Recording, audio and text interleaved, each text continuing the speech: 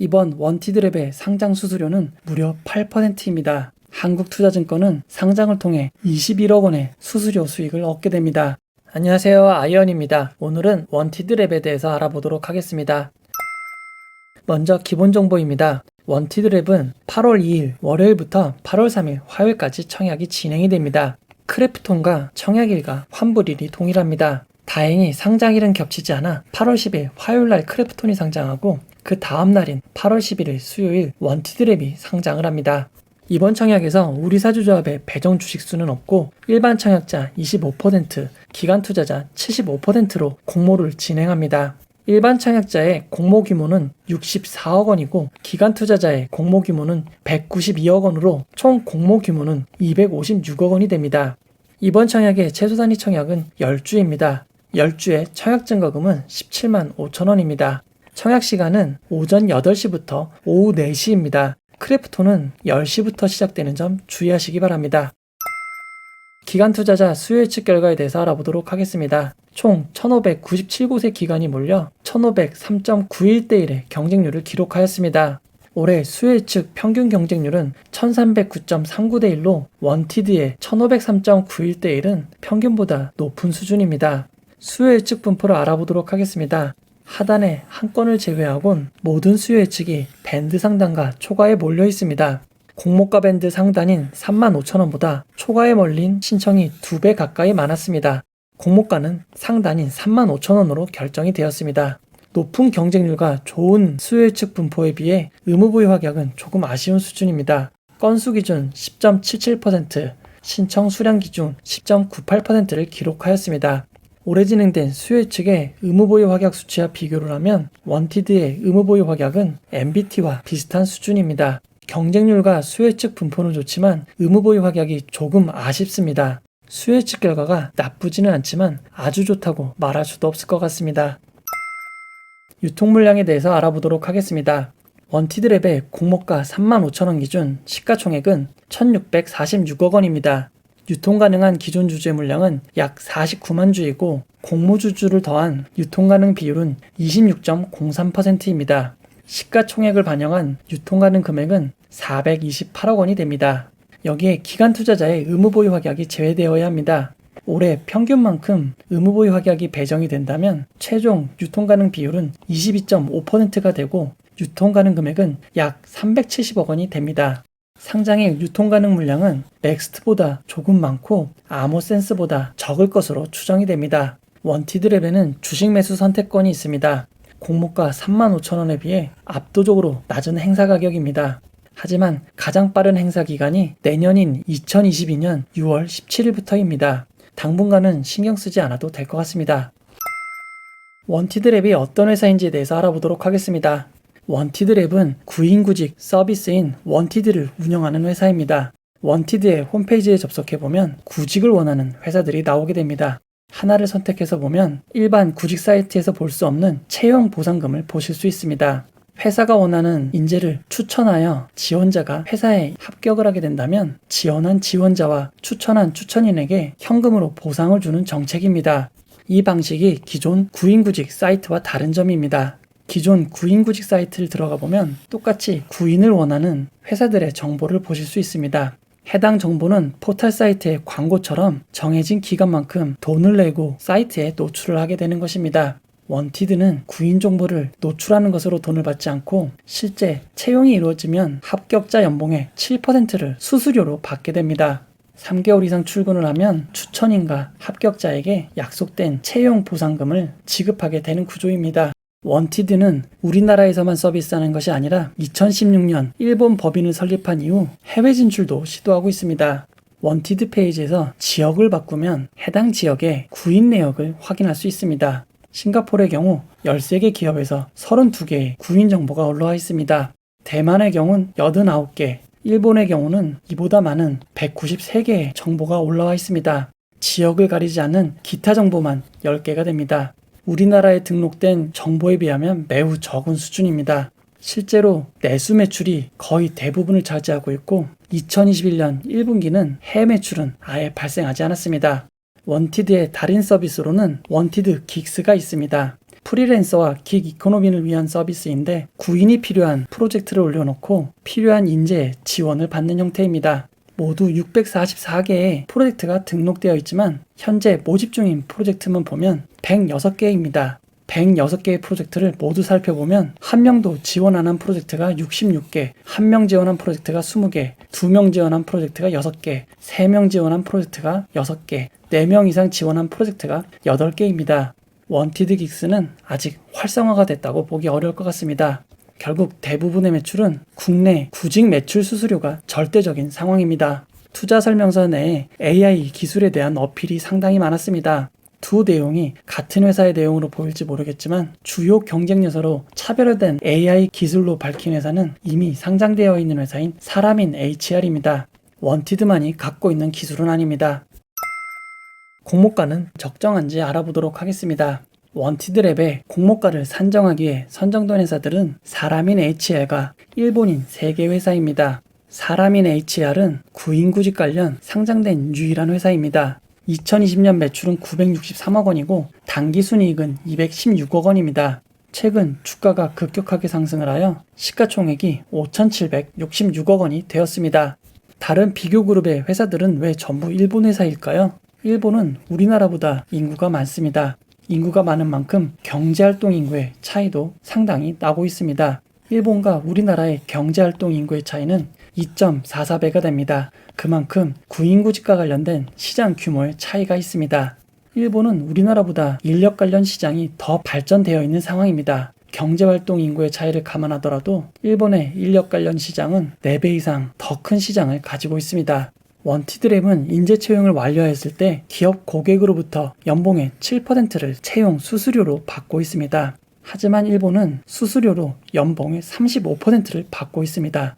심지어 입사 후 1개월 이내 퇴사해도 전액 환불이 아닌 80%만 환불을 하고 1개월 이상 3개월 이내 퇴사를 하면 수수료의 절반만 환불하고 있습니다. 원티드랩과 비교할 수 없을 정도로 수수료율이 좋은 상황입니다. 비교 회사인 퍼설 홀딩스는 2020년 매출 9조 7,500억을 달성했고 당기순이익은 1,623억 원입니다. 시가총액이 무려 5조 4,554억 원입니다. 비넥스트 유메신 그룹은 2020년 매출 8조 1,755억 원을 달성했고 당기순이익은 1,335억 원입니다. 시가총액은 1조 2,985억 원입니다. JAC 리크루트먼트는 2020년 매출 610억 원을 달성했고 당기순이익은 184억 원을 기록하였습니다. 시가총액은 7,596억 원입니다. 기본적으로 일본 기업들의 펀은 우리나라 기업보다 높습니다. 미국 S&P 500의 평균 펀은 34.28입니다. 일본의 펀은 31.70이지만 우리나라는 이보다 낮은 18.38을 기록하고 있습니다. 삼성전자의 퍼가 18.85입니다. 만약 삼성전자가 우리나라가 아닌 미국에 상장했더라면 퍼가 34는 됐을 것입니다. 나라마다 상황이 다르기에 해외 기업의 퍼를 우리나라에 할인 없이 그대로 사용하는 것은 말도 안 되는 일입니다. 우리나라 회사인 사람인 HR의 퍼는 18.70이었지만 일본 기업에 높은 퍼가 적용되어 적용 퍼는 30.39로 큰 폭의 상승이 있었습니다. 여기에 2023년 추정 당기순이익을 사용하였습니다. 2023년에 약 112억 원의 순이익을 발생한다고 계산한 것입니다. 2018년부터 매출과 순이익을 살펴보면 2020년까지 한 번도 흑자를 달성한 적이 없습니다. 2020년 매출이 147억 원인데 매년 거의 2배로 성장하여 앞으로 2년 뒤에는 순이익만 112억이 된다고 예상한 것입니다. 비교 그룹으로 9조, 8조의 매출을 올리고 있는 일본 회사를 선택한 것도 이상한데 일본 회사들의 높은 펄을 그대로 반영하였습니다. 여기에 2023년 순이익 112억 원을 바탕으로 공모가가 산정되게 된 것입니다. 비교 그룹인 사람인 HR, 퍼설 홀딩스, 비넥스트 유메신 그룹, JAC 리크루트먼트, 원티드랩의 시가총액과 매출액, 순이익, PER, PBR, 배당 수익률을 정리해보았습니다. 신규 상장하는 종목인 원티드랩이 절대 싸다고 생각들지는 않으실 겁니다. 공모가는 어떻게 봐도 고평가인 상황입니다. 이번 상장의 문제점에 대해서 이야기해 보도록 하겠습니다. 코스닥에 상장하기 위해선 기본적으로 매출과 이익이 어느 정도 되어야 상장이 가능합니다. 기술은 있지만 투자금이 없어 성장을 할 수 없는 기업들에겐 상장이 불가능한 것입니다. 이에 코스닥에서는 수익이 발생하지 않아도 기술이 있는 기업은 전문 평가를 통해 상장할 수 있는 제도를 운영 중에 있습니다. 대표적으로 바이오 기업들이 이렇게 상장하고 있습니다. 큐라클의 전문 평가 내역을 보면 이크레더블이 큐라클의 가진 기술을 평가하여 평가 등급을 내린 것을 볼 수 있습니다.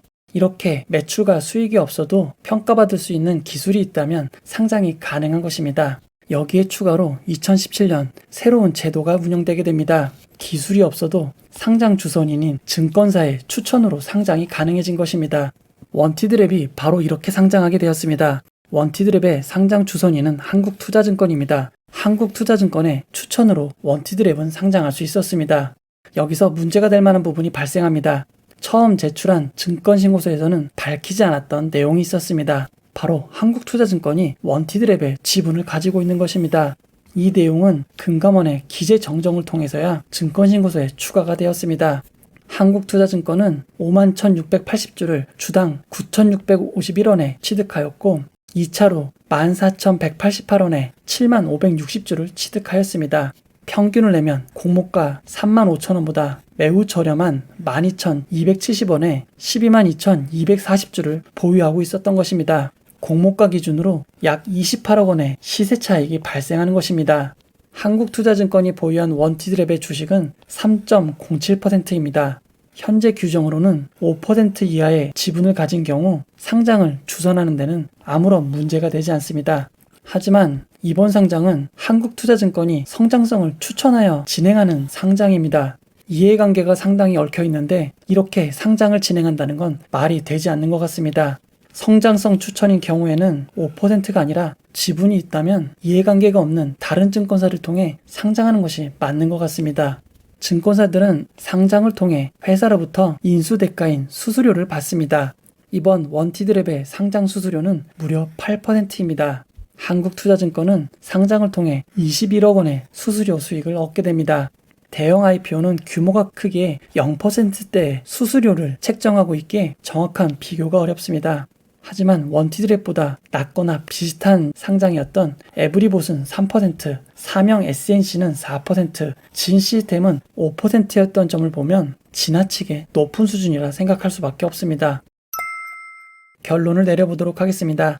원티드랩은 2020년까지 한 해도 흑자를 기록하지 못했습니다. 남은 자본 총계는 32억 원, 작년 한 해 영업 손실만 49억 원입니다. 이번에 상장을 통해 투자금을 모으지 못했다면 회사는 매우 힘들었을 것 같습니다. 그럼에도 한국투자증권의 추천으로 상장을 하게 되었습니다.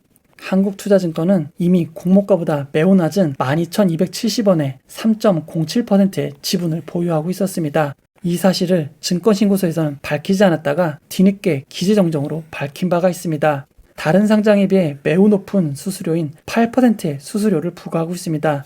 한국투자증권은 기존 지분의 차익과 높은 인수수수료, 기관투자자와 일반 청약자들의 청약자 수수료로 수익이 발생하고 있습니다. 이번 상장을 통해 확실히 이익을 보는 곳은 원티드와 한국투자증권인 것입니다. 이번 청약에 일반 청약자 배정 주식수가 18만 2,500주밖에 되지 않습니다. 이 중 50%가 균등 배정되어 91,250주가 됩니다. 91,250명 이상이 참여하면 모두 추첨입니다. 온라인 전용 등급의 경우 최대 청약 주식수가 3,000주밖에 되지 않습니다.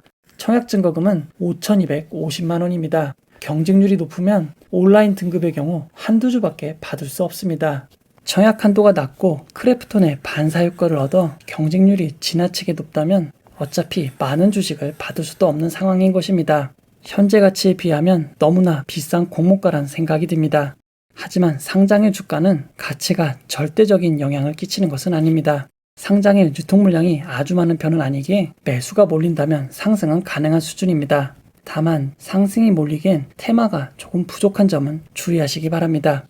일반 청약자에겐 손실을 10%로 제한할 수 있는 환매 청구권이 있습니다. 31,500원까지 6개월 동안 보장이 된다고 생각하시면 됩니다. 많이 받을 수도 없고 환매 청구권이 있기에 손실은 제한적인 상황인 것입니다. 매수가 몰릴 것이라고 생각하신다면 청약에 참여하시고 온라인 등급의 청약자분들은 풀청약해서 한 주를 받는 상황이 온다면 레버리지를 사용하는 것은 오히려 손해를 볼 수 있는 점 주의하시기 바랍니다. 이 영상은 투자 권유가 아니며 투자는 오롯이 투자자의 판단으로 이루어져야 합니다. 혹시 영상에 잘못된 점, 보충이 필요한 점은 채널의 커뮤니티 게시판이나 영상 고정 댓글로 안내해 드리도록 하겠습니다. 이 영상을 봐주셔서 고맙습니다.